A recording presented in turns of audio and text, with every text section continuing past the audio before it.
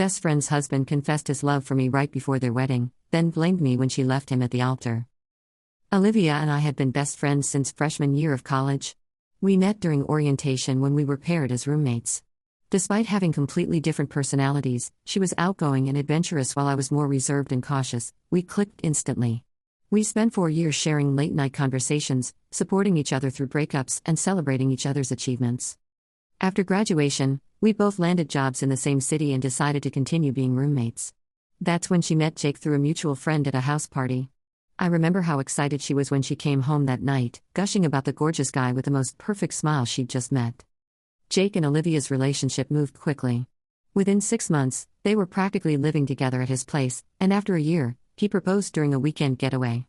Olivia asked me to be her maid of honor, and I was thrilled. I had gotten to know Jake pretty well over the year they had been dating, and I genuinely liked him. He seemed kind, attentive, and appeared to make Olivia happier than I'd ever seen her. As the maid of honor, I threw myself into wedding planning, helping Olivia pick out the perfect venue, flowers, and dress. I organized her bachelorette party and helped address invitations. I was determined to make sure her special day was everything she'd ever dreamed of. The wedding was scheduled for a Saturday in June. Friday night was the rehearsal dinner at an upscale restaurant downtown. Everything went smoothly, the food was delicious, the toasts were heartfelt, and everyone seemed excited for the big day ahead. After the dinner, I went back to the hotel where most of the wedding guests were staying. Olivia was spending her last night as a single woman in a separate suite, following tradition. I was about to call it a night when I got a text from Jake asking if we could talk. It seemed a bit odd given the late hour, but I figured he might be having some last-minute nerves or wanted to go over some detail for tomorrow. I agreed to meet him in the hotel lobby, assuming our conversation would be brief. When I got there, Jake was sitting alone in a corner, looking visibly anxious. His tie was loosened, and he had a mostly empty glass in front of him. "Hey," I said, sitting down across from him. "Everything okay?" He gave me a strange smile. "Thanks for coming down. I need to talk to someone, and you're the only person I trust right now." "Of course," I replied, concerned by his demeanor. "What's going on?" Jake took a deep breath and ran a hand through his hair. "I don't know how to say this. I've been trying to deny it for months, but I can't go through with tomorrow without being honest." My stomach tightened. Was he having doubts about marrying Olivia? Was he thinking of calling off the wedding? I couldn't believe this was happening the night before. "Jake, if you're having cold feet, that's completely normal." "It's not cold feet," he interrupted, his voice strained. It's about you." I felt myself freeze. "What about me?" He looked directly into my eyes. "I think I've been in love with you since the moment we met. I tried to ignore it because you're Olivia's best friend, and I did grow to care about her. But every time we're all together, all I can think about is you." I was stunned. My mind raced, trying to recall any interaction where Jake had been inappropriate or had given me any indication of these feelings. But there was nothing. He had always been friendly but respectful, and I had never once thought he saw me as anything other than his fiancé's best friend. "Jake, you can't be serious," I managed to say. "You're getting married tomorrow. To my best friend." I know," he said, running his hands through his hair again. "But I had to tell you. I've been keeping this inside for too long. I need to know if there's any chance you might feel the same way." I stood up abruptly, feeling sick to my stomach. "Absolutely not. Jake, I care about you as a friend, as Olivia's fiancé. That's it. I've never thought of you any other way, and I never will." His face fell. "Are you sure? Because sometimes I think I've caught you looking at me a certain way, or laughing a little too hard at my jokes." "No," I said firmly. "You're imagining things.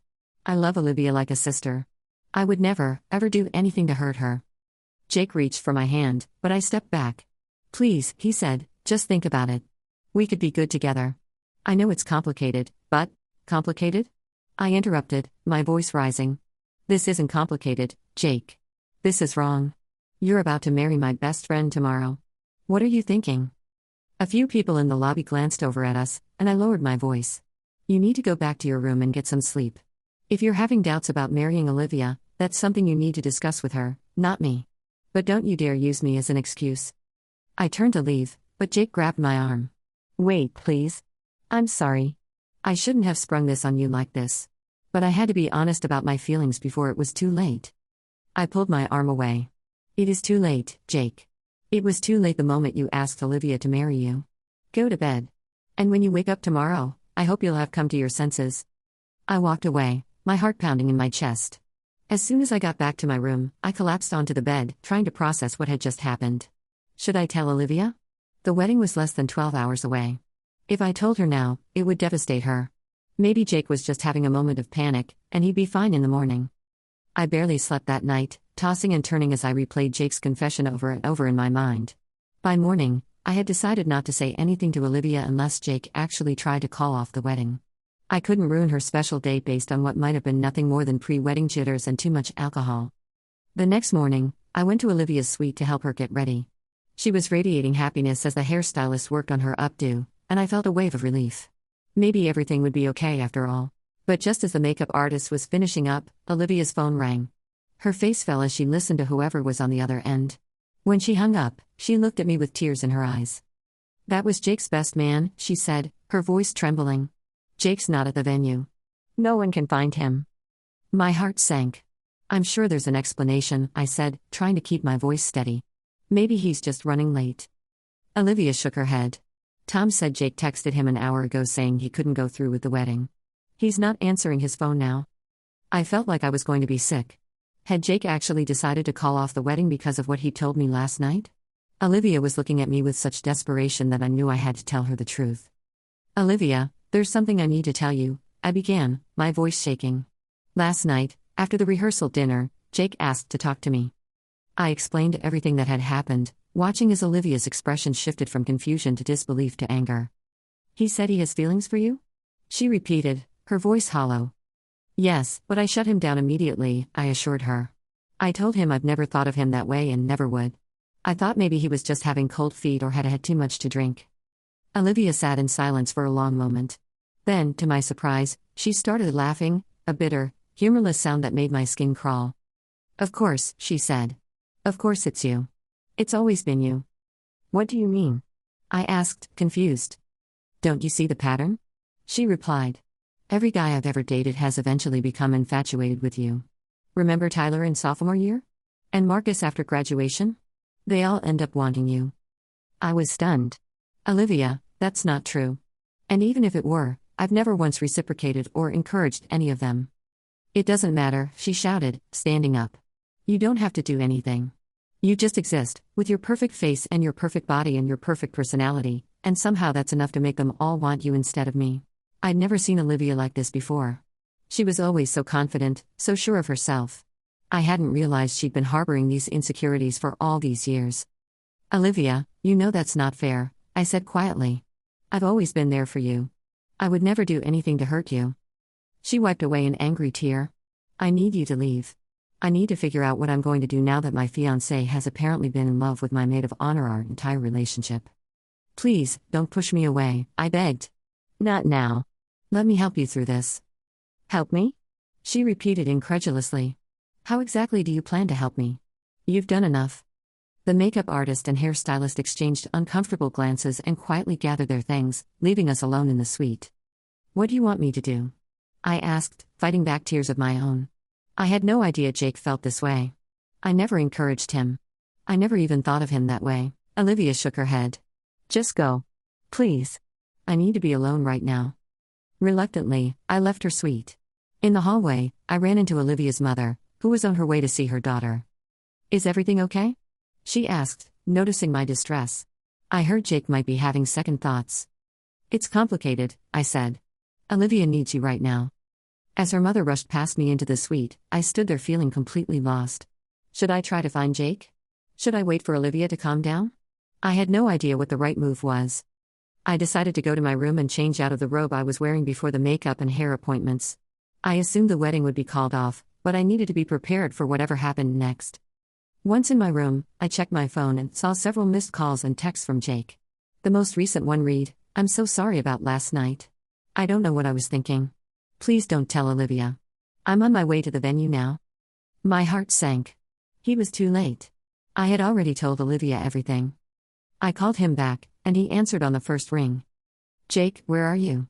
I demanded. "I'm almost at the church," he replied. "Look, about last night. I told Olivia everything," I interrupted. "She knows you said you have feelings for me." There was a long silence on the other end. "You what?" he finally said, his voice cold. Your best man called her to say you weren't at the venue and that you texted him saying you couldn't go through with the wedding, I explained.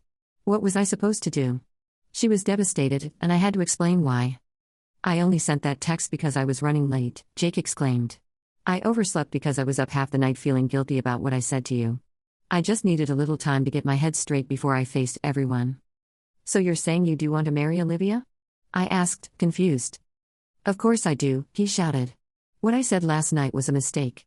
I was drunk and terrified about committing to someone for the rest of my life. I don't know why I dragged you into it. I felt a mixture of relief and anger. Well, it's too late now. Olivia knows everything, and she's obviously upset. I'll talk to her, Jake said. I'll explain that it was just pre-wedding jitters, that I don't really have feelings for you. I don't think that's going to work, I replied. She believes you meant what you said. Jake let out a frustrated groan. This is all your fault. Why did you have to tell her? I was on my way to the wedding. Everything would have been fine. My fault? I repeated incredulously. You're the one who confessed your supposed love for me the night before your wedding. I was drunk and scared, he shouted. You should have known that. Instead, you went and told Olivia something that's going to ruin our relationship forever. Thanks a lot. He hung up, leaving me staring at my phone in disbelief. I couldn't believe he was trying to blame me for this mess he had created. I quickly got dressed and headed to the venue, hoping I could somehow help fix this situation. When I arrived, the scene was chaotic. Guests were milling about in confusion, some trying to get information from the wedding planner, others whispering amongst themselves. I spotted Jake arguing with Olivia's father outside a small room off the main chapel. Her father looked furious, jabbing his finger into Jake's chest as he spoke. I approached cautiously. Is Olivia here? I asked. Jake turned to me, his face twisted with anger. This is all your fault, he spat. She's refusing to see me because of what you told her. Olivia's father stepped between us. Young lady, I think you've done enough damage. My daughter is heartbroken in there. Please, I just want to talk to her, I said. I'm her best friend. Not anymore, you're not, he replied coldly. She doesn't want to see either of you. I felt like I'd been slapped. How had this happened? In less than 24 hours, I'd lost my best friend and somehow become the villain in this story, all because of Jake's drunken confession. After being turned away, I retreated to a quiet corner of the church. The wedding was officially cancelled. The wedding planner was informing guests as they arrived, and people were slowly dispersing, confusion and disappointment evident on their faces. I stayed hidden, not wanting to face the questioning looks or accusations. I had no doubt that rumors were already spreading about why the wedding had been called off, and I dreaded what version of events people were hearing. As I sat there, I received a text from one of the bridesmaids. Olivia says she's done with both of you. She's leaving now and doesn't want anyone to follow her. My heart broke. I had lost my best friend because of something completely out of my control. I had done nothing wrong, and yet somehow, I was being painted as the other woman who had come between Jake and Olivia. Over the next few days, I tried repeatedly to contact Olivia, but she wouldn't answer my calls or texts. Jake, meanwhile, had apparently been telling everyone who would listen that I had misinterpreted his friendly conversation, blown it out of proportion, and poisoned Olivia against him out of jealousy. His version of events spread quickly through our mutual friends, and soon I was getting cold shoulders and accusatory looks wherever I went.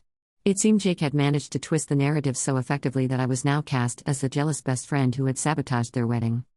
A week after the non-wedding, I was sitting in my apartment, feeling more alone than I ever had, when there was a knock at my door. I opened it to find Olivia's younger sister, Emma, standing there. Emma? I said, surprised. What are you doing here? I need to talk to you, she replied, her expression serious. Can I come in? I stepped aside to let her enter, bracing myself for more accusations. I know what really happened, Emma said once we were sitting in my living room. I overheard Jake on the phone with someone the morning of the wedding. He was saying how he'd messed everything up by confessing his feelings for you, and now he was trying to backtrack and blame it all on you. I felt a wave of relief wash over me. So you believe me? Emma nodded.